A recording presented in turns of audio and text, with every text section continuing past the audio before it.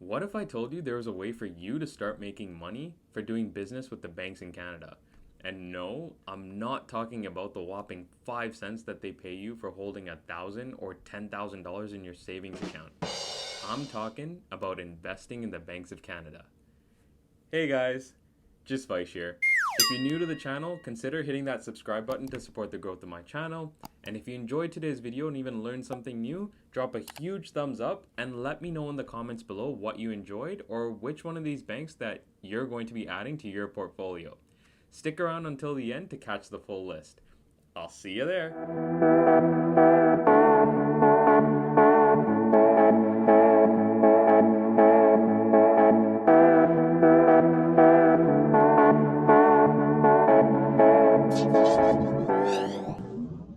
As Canadians, we've been taught the best way to go about things is work, save your money, buy a house, maybe a car, go on vacation once in a blue moon, and call it a day.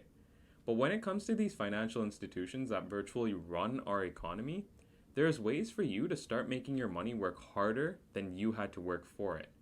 In Canada, the banking industry is dominated by five large banks and arguably one more that's trying to slowly catch its way in.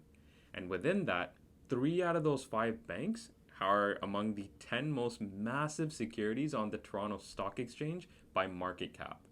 So, why not make use of that amazing potential by adding them to your dividend portfolio, right? So, the first institution to take a look at is the National Bank of Canada, and that's ticker symbol NA.TO. It's trading at around 93 Canadian dollars.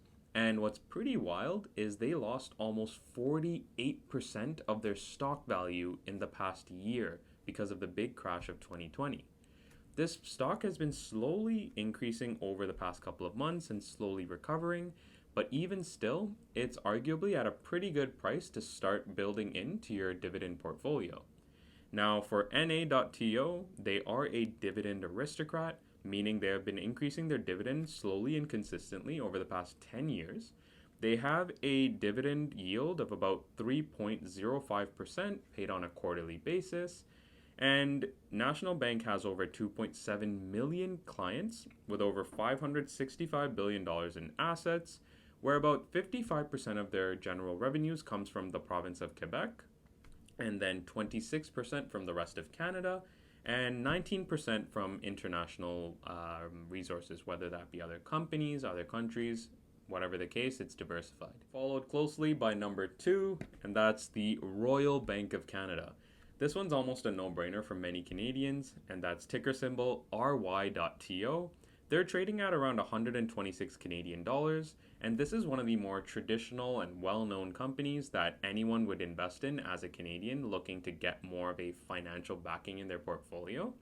And RBC, Royal Bank of Canada, is the largest company on the Toronto Stock Exchange. Now, they did have a bit of a shift with Shopify for some time, but have since sort of made their way back in the first position. They are the largest bank in Canada as well, which is pretty crazy. They have over 17 million clients and operate in over 36 countries. And in terms of their diversification for revenue streams, it's both diversified geographically and in terms of the types of businesses that they do, which ultimately for you and me just means more money and less problems. With RBC, they have a 3.43% dividend yield that's paid on a quarterly basis, and this has been constantly growing over the past decade. So it's another good stock to add to your portfolio when you're looking at the banking sector because it has promised growth both on the dividend side as well as the actual stock. Now, the third institution to add to your dividend portfolio when looking at banks in Canada would be TD Bank, otherwise known as Toronto Dominion Bank. They're trading at the ticker symbol TD.TO at around 87 Canadian dollars per share. And with TD, they are the second largest bank by market cap in Canada, and they have a solid dividend growth rate. And I believe they're at about the fifth largest position in all of North America when it comes to banks overall. And with TD, they have over 13 million users and growing. And they've also been very well known for their innovation in the online banking space, as well as many other frontiers when it comes to AI implementation into their actual banking softwares. And with TD, they have continuous and notable growth that's been unmatched among the other competitors within the space.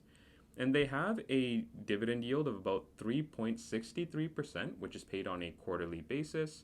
So, with TD being a very large player in the space, it's also a solid dividend payer for your dividend portfolio. Now, when it comes to your dividend portfolio, you obviously want to have a diversified sort of portfolio of assets that are exposed to different parts of the market. By investing in these three Canadian institutions, ranging from the National Bank of Canada, Royal Bank of Canada, and the Toronto Dominion Bank, these three Canadian financial institutions provide you solid dividend growth at relatively low prices and minimize the level of risk in terms of exposure you have to the market. I hope you all enjoyed today's video, learning more about Canadian financial institutions and the best ones to add to your portfolio. When it comes to dividends and capital growth, these are no-brainers that would definitely help your dividend portfolio. And if you enjoyed today's video, please do not forget to drop a huge thumbs up and let me know in the comments below which of these banks you're already invested in or any other financial institutions in Canada that you are eyeing for your dividend portfolio. Until then, if you've learned something new, don't forget to let me know, and I'll see you next time.